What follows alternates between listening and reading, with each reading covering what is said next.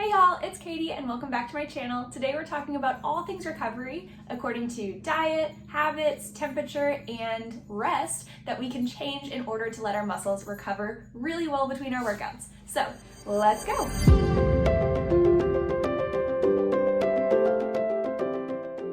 So I'm pretty sure my neighbor is mowing his yard. If you can hear that, apologies. We're just gonna push right through because they have been doing so much construction in my neighborhood recently. It's just trying to get a day into film has been a struggle.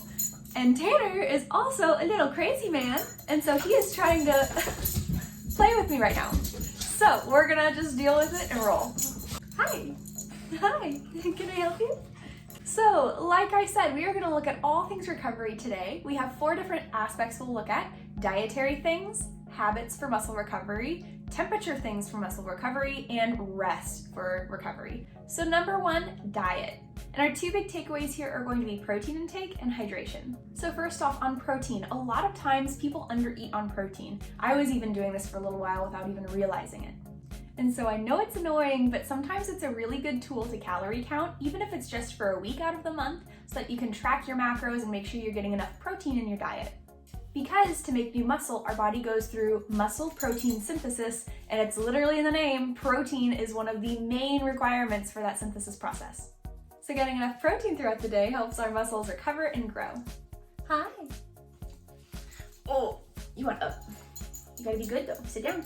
So the next little bit might require a little bit of math, but that's okay. I'll have the calculations in the description below too, so you can check those out. But the average person needs 0.8 grams per kilogram per day. So that just is a ratio of your body weight based on how many grams of protein you need daily. So if you take your weight in kilograms times that 0.8, then you'll be able to find that protein intake requirement. I know, it's boring. For recreationally active people, you need 1.0 grams of protein per kilogram per day. And if you're even more active, if you're an endurance person, then you need 1.2 to 1.4 grams per kilogram per day. And if you're focused on building muscle, you'll probably need 1.2 to 1.7 grams per kilograms per day. So that's a lot of ratios and equations. I'll have those all down in the description below, so you can check those out and take your time with the math there. And our second, okay, bye. And the second way we can manipulate our diet to help our muscles recover is through hydration. So kind of a popular adage here is 8 by 8, 8 ounces, 8 times a day. So that would total up to 64 ounces, and that's very spot on for most women. Men actually might need a little bit more than that.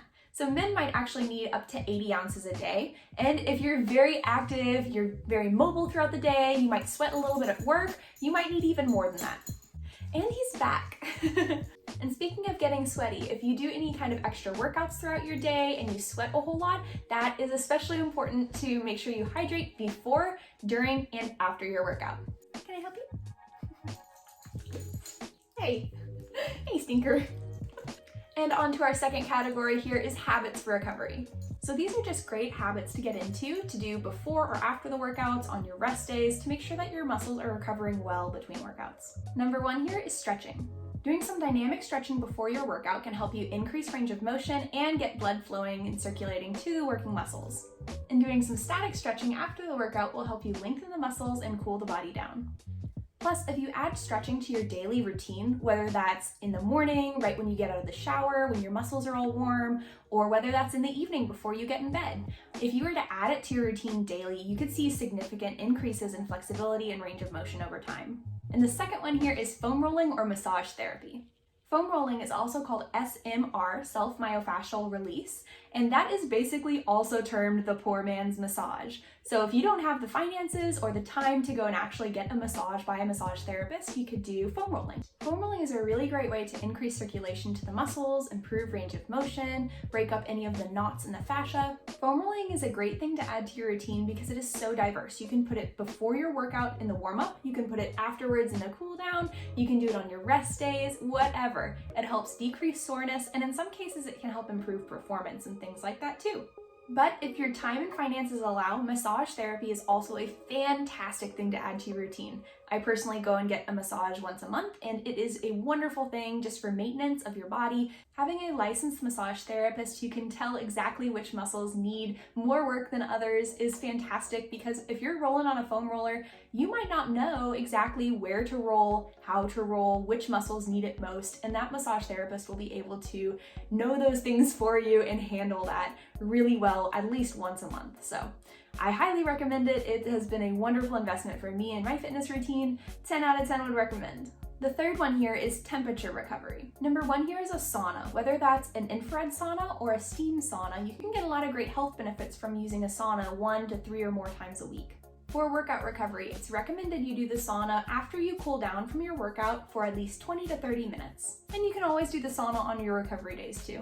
But if you don't have access to a sauna, then you can always just jump in the shower and turn it on really hot to help warm up those muscles and get the steam going. Similar to a sauna, a hot shower will help you relax your muscles, increase blood flow, and help the muscles recover. And while we're on this topic, a lot of people like to do hot baths with Epsom salt. And while Epsom salt has been a go-to for years, it doesn't really have much scientific research backing it, but it doesn't really hurt to put it in there anyway. So if you think the Epsom salt helps, go for it. It'll definitely make the water smell pretty. And last here is rest for recovery. This is the category that most often gets neglected and trampled over. So first off here is making sure we have enough rest time between working similar muscle groups. By giving our muscles that full 48 hours to rest between working them, we allow them to rest and restore the muscle, because every time we work out, we create microscopic muscle damage, and so the body has to mend that muscle damage and renew it. So it takes that full 48-hour window to do that. And if we try to work out every single day with the same muscle group, then we're just gonna cause a ton of extra damage and not be able to fix that. That leads to over-fatigue, burnout, and ultimately overuse injuries. I also recommend you take at least 1 day off per week for total rest from workouts. You can still take your dogs on a walk, you can still be recreationally active, but no workouts. That's no running, no weight workouts, nothing crazy like that. Let your muscles take a rest. They need that weekly. It's not a bad thing. And the second big point here, I cannot emphasize this one enough, is prioritizing our sleep. If we neglect our sleep, everything else in life, all the other recovery methods I've listed, will be affected. So if you take home anything from what I've said today, this is the key point. Sleep is when our body's going to rest in recovery mode. That's when the body is able to transfer all the nutrients where it needs to go, rebuild the muscle, and do everything it needs to do to reset from our busy days. So the average person needs 7 to 9 hours of sleep, with the exception of some people, like Nikola Tesla was one, Edison was another, who only needed a few hours of sleep a night. That is not typical. Personally, I need at least 8 hours of sleep, otherwise I am super cranky and not functioning well the next day. So I know we're all adults here, but making a habit of creating a firm bedtime is going to be very nice, because when you know it's time to start winding down, you can put the devices away, get into the correct headspace to get to sleep nice and easily. And even if you're only able to implement 1 or 2 of these recovery ideas, it'll help increase the quality of your recovery, decrease the time it takes to recover, and you'll be able to hit the next workout even better. So if you learned something, hit that subscribe button so you can stay up to date with my videos, and comment down below what your favorite form of recovery is. Ooh, sorry, babe. My bad. I think he was finally asleep. I'm sorry. You get to say goodbye with the sleepy tanners. Stay healthy and we'll see you later. Bye.